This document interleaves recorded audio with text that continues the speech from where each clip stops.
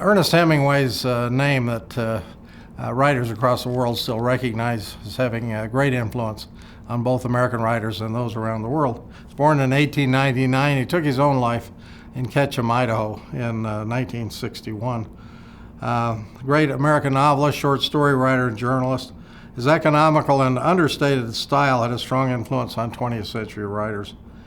He's lived a life of adventure, and many of his safaris and other things ended up either in the snows of Kilimanjaro or one of his other novels that he wrote many of.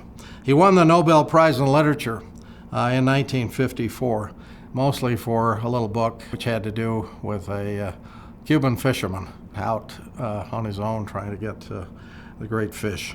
But he wrote some other novels ahead of time. After his service in World War I, in which he was slightly wounded, he wrote Farewell to Arms, which came out in 1929, and that was his first great novel. He was part of the lost generation, they called him, of the 1920s, and spent a lot of time in Paris with others of that generation. Married 4 times, but it was during the Paris years that he wrote The Sun Also Rises in 1926, and then spent some time as a journalist tracking the Spanish Civil War in Spain.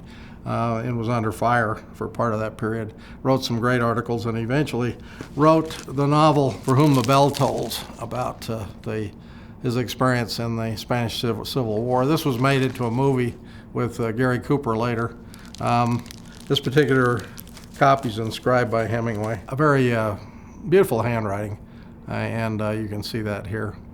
At any rate, later, after the Second World War, and he spent some time in Paris trying to save a hotel and some other things in Paris during the war as a war correspondent, and became friends with a younger correspondent, a younger man who was in the service by the name of J.D. Salinger. And it was Salinger who said, I've become such a fan of yours that I think I'm going to start a Hemingway fan club. Well, he could have started one for himself too after he got done with his novel. It was during the time after the war, when he moved to Cuba, Havana and so on, to write, and he had a home in Miami area for a long time, that he wrote some of his best fiction, as good as some of the previous books and writings were. He wrote about a fisherman by the name of Fuentes, the real man, and he wrote about how he had to go after a big fish by himself. We all know the story and how the fish was eventually eaten by the sharks. He mentioned the great DiMaggio in his book, the only baseball player I think he ever mentioned. And it was a time when Joe DiMaggio was at the top of his game with the New York Yankees.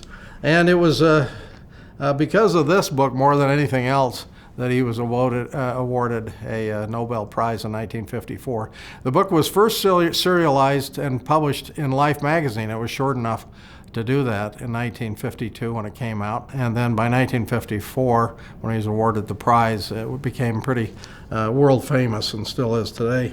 One of the interesting things that may not be known about this novel, this last really truly great novel that he won the prize over for his lifetime work, is this manuscript that I have here. And this is called the Canoe Trip, the name of this manuscript. It was an article for Sunset magazine. And you can see that this was typed, it was first written by his wife Mary Hemingway, who survived him, his last wife. And Mary was needing his help, and so you can see where Ernest has come by in her manuscript. It's been typed and added a few lines and saying this needs to be redone and this rewritten and so on. The important part of this, though, is something that appears in the manuscript upside down and backwards on the handwritten version, which came out earlier. You can see this little piece of, this is part of Mary Hemingway's original manuscript on the Canoe Trip, eventually published in the magazine. And here you see some writing of Hemingway's in the blue ink. It's upside down. I'm going to turn it right side up and read you what it says. It says, "The strange old man, a strange old man, what man can do?" And finally, the title he settled on, "The Old Man and the Sea." And this is his original notes coming up with the title of the book that made him world famous, gave him the Nobel Prize. This came up for sale at the New York Book Fair back in 1994. In fact, the New York Times had an article about this particular document. I just happened to luck out and get it. It's one of the few times I went to the New York Book Fair and I was able to purchase it. I wrote the Kennedy Library, which ended up with Mary Hemingway's giving him them the papers of Ernest, because he was such a big friend of the Kennedys, after his death. And I asked them, I said, do you know of any other doodles where he was coming up with the title? He says, no, you got it. So that pretty well nailed it. And so this is a great writer coming up with the name of his most famous book. Now, just to show you a couple of other copies of this great book. It came out first in Life magazine, but then later it was published in first edition form. This is a first edition, first printing of the book.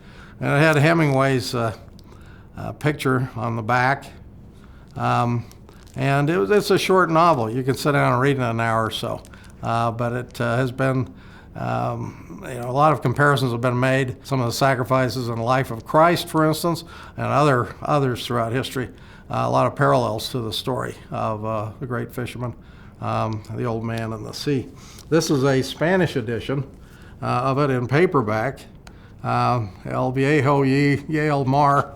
I'm sure I murdered that, but at any rate, it's inscribed by Hemingway as Ernesto, because it's in Spanish. And finally, I want to just mention one story that you may not be aware of with regard to Fuentes, the old fisherman that he based the story upon.